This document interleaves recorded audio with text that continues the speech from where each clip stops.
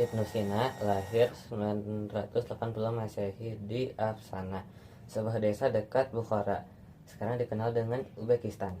Ibu kota Samaniyah, sebuah dinasti Persia di Sentral Asia dan Greater Khorasan. Ibunya bernama Satareh, berasal dari Bukhara. Ayahnya Abdullah adalah seorang Ismaili yang dihormati, sarjana dari Balkh, sebuah kota penting dari Kekaisaran Samanid, sekarang dikenal dengan Provinsi Balkh, Afghanistan. Ayahnya bekerja di pemerintahan Samanid di desa Karmasayin, kekuatan regional Sunni. Setelah 5 tahun, adiknya Mahmud lahir. Ibnu Sina sejak kecil mulai mempelajari Al-Quran dan sastra, kira-kira sebelum ia berusia 10 tahun. Sejumlah teori telah mengusulkan mengenai madhab Ibnu Sina. Sejarawan abad pertengahan Zahir al-Din al-Baihaqi menganggap Ibnu Sina menjadi pengikut Ikhwan al-Safa. Di sisi lain, Dimitri Gotas bersama dengan Aisyah Khan dan Julius Jacens menunjukkan bahwa Avicenna adalah Sunni Hanafi. Namun, abad ke-14, Syiah Faqih Nurullah Sustari menurut Syed Hossein Nasr menyatakan bahwa ia kemungkinan besar adalah bermadhab 12 Syiah.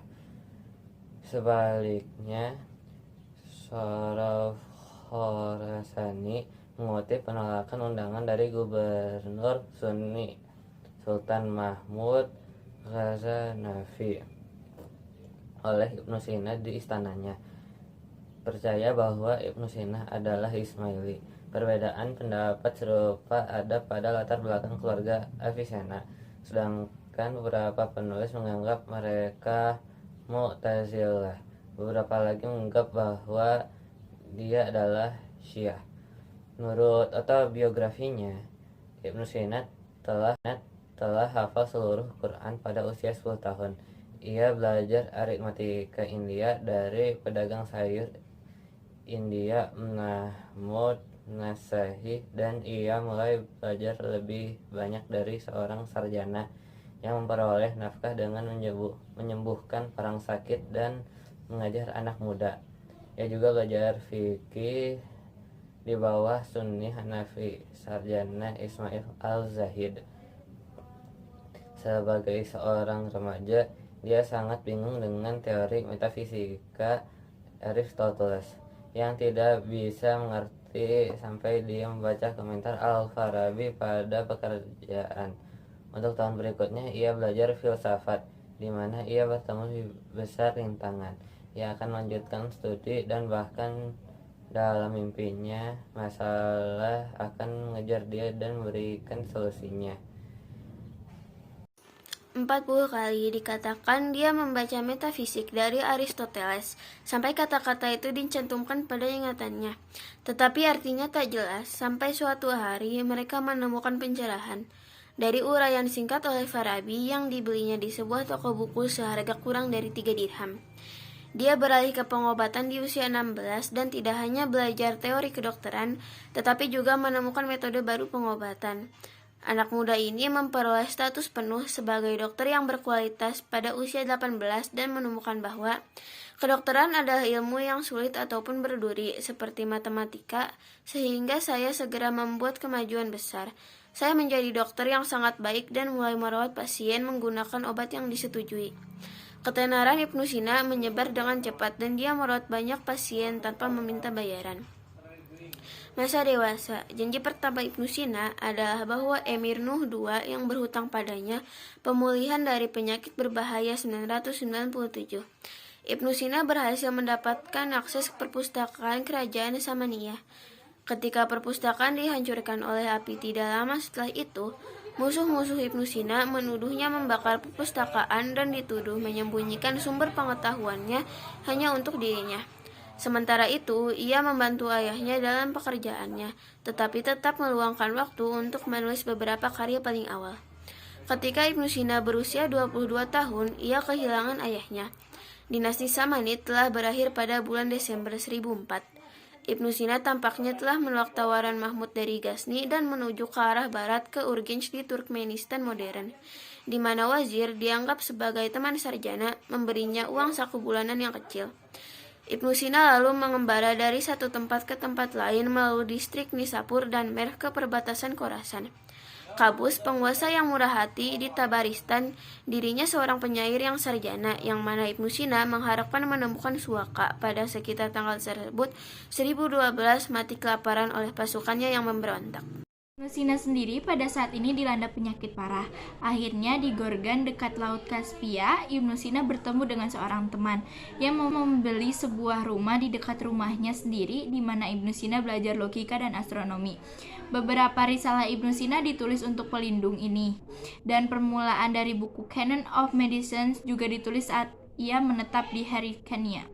Ibnu Sina kemudian menetap di Rey. Di sekitar Teheran modern, kota asal Razes, mana Maj Ad-Daula, putra dari Buwayhi, emir terakhir, adalah penguasa nominal di bawah kabupaten ibunya, Sawedah Khatum. Sekitar 30 karya Ibnu Sina dikata telah disusun dalam Rey. Permusuhan konstan yang berkecambuk antara bupati dan putra keduanya, Syam al-Daulah,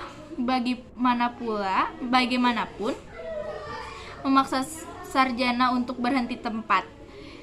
Setelah tinggal disingkat di Kasvin, ia lulus arah selatan ke Hamadan, mana Syam al-Daulah, Duwahi emir lain, telah memantapkan dirinya. Pada awalnya, Ibnu Sina mengadakan pelayan seorang wanita tinggi lahir, tetapi emir mendengar kedatangannya memanggilnya sebagai petugas medis dan pengirimnya kembali dengan hadiah ke tempat tinggalnya.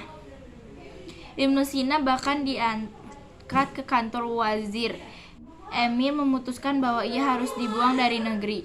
Ibnu Sina bagaimanapun tetap tersembunyi sebagai 40 hari di rumah Syekh Ahmed Fadhel, sampai seragam segar penyakit yang disebabkan emir untuk mengembalikan dia ke posnya. Bahkan selama terganggu ini, Ibnu Sina bertahan dengan studi dan ajarannya setiap malam. Ekstra dan karya-karya besarnya. Pada kematian emir, Ibnu Sina berhenti menjadi wazir dan bersembunyi di rumah seorang apoteker, di mana dengan ketekunan intens, ia melanjutkan komposisi karya-karyanya. Sementara itu, ia telah menulis untuk Abu Ja'far, prefek kota dinamis Isfahan, Manawarkam. Jasanya emir baru Hamadah mendengar korespondensi ini dan menemukan di mana Ibnu Sina bersembunyi, di penjara di sebuah banteng. Sementara perang terus antar penguasa Isfahan dan Hamadah di 1024, mantan ditangkap Hamadah dan kota-kota, mengusir tentara bayaran tajir. Ketika badai berlalu, Ibnu Sina kembali dengan emir ke Hamadan dan dilakukan pada tenaga kerja sastra. Kemudian ditemani oleh saudaranya, murid favorit, dan 2 budak. Ibnu Sina melarikan diri dari kota menggunakan gaun bernuansa sufi. Setelah perjalanan berbahaya, mereka mencapai Isfahan, menerima sambutan terhormat dari pangeran. Sisa 10 tahun atau 12 tahun hidup Ibnu Sina ini dihabiskan dalam pelayanan kepada Muhammad bin Rustam Dushmanziyar, pemimpin Kakuyid, juga dikenal sebagai Ala al-Daula, yang ia dampingi sebagai dokter, penasehat sastra dan ilmiah, bahkan dalam berbagai kampanyenya. Selama tahun ini, ia mulai belajar hal-hal sastra dan biologi. Sakit kolik parah menyerangnya saat di barisan tentara menuju Hamadan. Ia diberi obat yang begitu keras sehingga Ibnu Sina nyaris tak bisa berdiri. Pada kesempatan yang sama, penyakit itu kembali. Dengan susah payah ia mencapai Hamadan, di mana menemukan dasar dari penyakitnya. Ia menolak untuk meneruskan cara hidup selama ini yang dipakainya dan mengundurkan dirinya. Teman-teman menyarankan dia untuk tenang dan mengambil hidup cukup. Dia menolak, bagaimanapun menyatakan bahwa saya memilih umur pendek tapi penuh makna dan karya daripada umur panjang yang hampa. Ia banyak menyesal sebelum akhir hayatnya. Semua barangnya diserahkan kepada orang miskin, dipulihkan keuntungan yang tidak adil, membebaskan budak dan membaca Al-Quran setiap 3 hari sampai akhir hayatnya. Ia meninggal pada Juni 1037 pada usia 58 di bulan Ramadan dan dimakamkan di Hamadan, Iran.